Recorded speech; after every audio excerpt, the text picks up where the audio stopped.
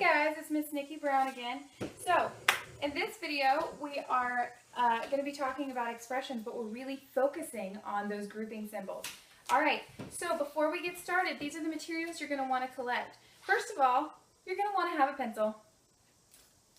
Ta-da! I always keep many of these on my desk. Lots of colors, lots of pens. You're also going to want to have your calculator. Okay. Scientific calculator. Do not get a graphing calculator. It's a waste of money. You won't need it. But if you have a scientific calculator, you can get really good at using it before we get to our test in April, EOG. You're also going to definitely want to make sure you have a notebook. Okay? So, this one's my favorite. On one side of the pages, it has graph paper, and on the other side of the pages, it has notebook paper. You can get these at Staples. They're awesome. All right, so some things you may want to have with you are some markers. Okay, you can also use highlighters, colored pencils. I love to color coordinate my notes. It helps me to remember things better. And finally, your math reference guide. Ta-da! You might want your class notes with you. You might also want to be opening your OMS lesson so that you can take a look at this. All right, so this little handy expression here comes straight from our 1.01 lesson, Expressions in Distributive Property. This comes from the Learn Expressions, and then we're looking at the closer look with grouping symbols. Okay, so remember that when we're working expressions, we must follow the order of operations. So that's our key concept here, okay? So for order of operations, you probably have heard this called PEMDAS, right? P-E-M-D-A-S, excuse me. I like to call it GEMS, G-E-M-S, because it helps you remember. It's a little something you might not have heard before, and so it's something you have to relearn and rethink about. So first we're going to talk about grouping symbols, exponents, multiplication and division, and then subtraction and addition. It's the exact same idea as PEMDAS, just looking at it a little bit differently. All right, so here's our expression. We have 10.5 minus 1.2. We've got a bracket, 3 plus 2 divided by, open parentheses, 9 minus 7, close parentheses, close your brackets. Okay, so when we're looking at our grouping symbols, we're going to denote those in green. We have two different sets of grouping symbols in this problem. So what you want to do, the very first ones you want to solve are the parentheses, okay? So we've got some parentheses here. We're going to solve those first. The second set of grouping symbols are brackets, all right? So once we solve what's inside our brackets, then we're going to move and we're going to solve whatever inside our, once we solve what's inside our parentheses, that we're then going to move on and solve what's inside our brackets, okay?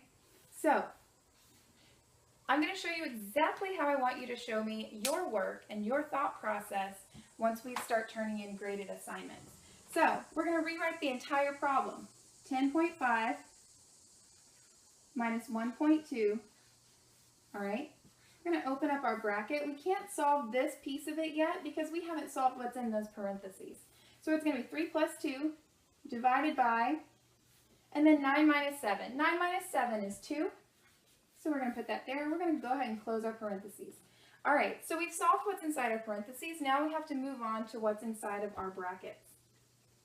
But we have multiple operation symbols here. We have addition and we have subtraction. So even within our grouping symbols, within these brackets, we still have to follow and observe the order of operations. So again, we're going to look through this. We first need to solve 2 divided by 2. Okay? So we can't do 3 plus 2 yet. That's addition and subtraction. We have to do our multiplication and division first. We're going to do this piece inside those brackets. So when we rewrite and show our thought process here, it's going to be 10.5 minus 1.2. Open up our bracket, write 3. All right, so then we have 2 divided by 2, which is 1. I'm going to write this here. Okay. We still are not quite finished with our brackets yet, so I'm going to grab my pink to indicate that we're going to do this subtraction and addition here. All right, so we've got some addition. We're going to knock that out inside of our grouping symbols. Remember, this entire time, we're still solving within this grouping symbol. We're not finished with it yet. We have to do that first. Okay? So we're going to write out our thought process again. So we've got 10.5 minus 1.2. We've got 3 plus 1. Once we solve that, we're done with our grouping symbol. So that's really exciting. All right? There's not an operation that looks like sits between 1.2 and our grouping symbol. Anytime you see that, you can assume that that's actually multiplication. We've talked about this a little bit with our distributive property, and we're really going to get into that in another video. But so we know, instead of writing our grouping symbol now, we have to write down a multiplication symbol. So 3 plus 1 is 4. All right, so now let's look and see what we've got with our expression. We have 10.5 minus 1.2 times 4. So when we look through this, we've got to, again, make sure we're observing our order of operations. We have subtraction and we have multiplication. The subtraction comes first. Don't get tricked up by that. You guys just follow the order of operations. So first we've got to do our multiplication and division. Don't forget to bring your sign. So we've got negative 1.2 times 4. Decimals. Always struggled with decimals. So you know what I'm going to use? Handy dandy calculator. This is what I was saying about having it around. All right, so I'm going to turn on my calculator. It's always a nice thing. And I'm going to say negative 1.2 times 4. I'm going to plug it in. I get negative 4.8. All right, so let's write that down. So then we've got 10.5 minus 4.8. All right. Now the only thing I've got left is subtraction, so obviously that's the operation I'm going to do. 10.5 minus 4.8, again, I'm just going to plug it straight into my calculator. Instead of starting all over though, since I've got negative 4.8, I can just, if I want to do a shortcut, I can write plus 10.5. That follows the commutative property. If you want to know about that, I'll make a video about that too. So I get 5.7. If that totally confused you, start fresh there and just type in 10.5 minus 4.8. And again, you get 5.7. So that makes me feel pretty good that we're doing it the right way. So we've got 5.7.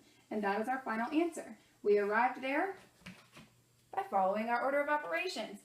Remember, gems. Okay, so we start with grouping symbols, exponents, multiplication and division, and subtraction and addition. We must completely solve out whatever's in our grouping symbols, even if that means we're going to have to go ahead and do multiplication and division and addition and subtraction, and then do it over again when we finish that grouping symbol. All right, thank you so much for watching.